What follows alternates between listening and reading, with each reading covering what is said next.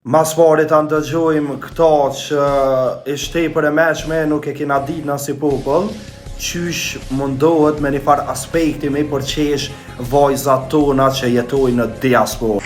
Please, tregoja një dikush, këtyne qikat tona që jetojnë në diasporë, që Kosova është bo update, nuk është të vite më dhejta, qysh ka shku për të tyne, atë si kam bo më fëmijët update.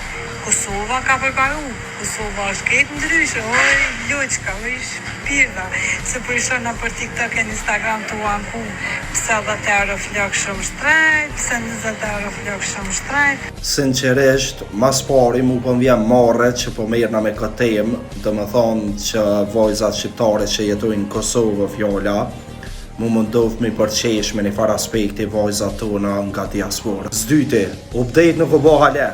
Po ta garantejo në këtë pjesë që më ka ra vetë me ndëgjue edhe me i pa me sytë mi në një salon bukurie. Që hala i bojnë një flëkt, do më thonë si pungjë që i kam bo për para atë në vitet e 90-ta. S'dyti, nëse është fjalla për atë qikë që u dal ka tregue që ja kanë marrë, do më thonë 2 fishin e parëv, qatë sa ja marrin zakonisht, është fakt.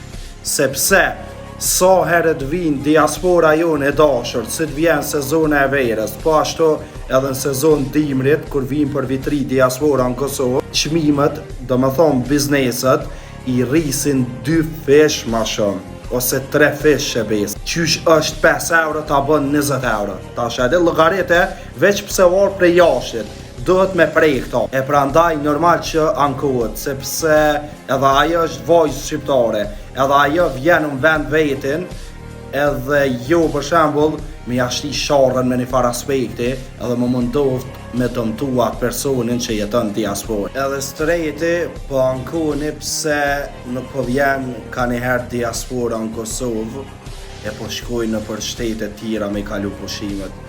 Normal që zvinë sepse qohet qifti jëtë, mundohet me një farë aspekti me i ullë këto vajzat shqiptare që jetojnë diasporë, e që e kallëzojnë një realitet hidhër që shumica e bizniseve në Kosovë, si të vinë diaspora jonë e dashur, ja u rrisin çmimet 3 ose 4 fish ma shumë.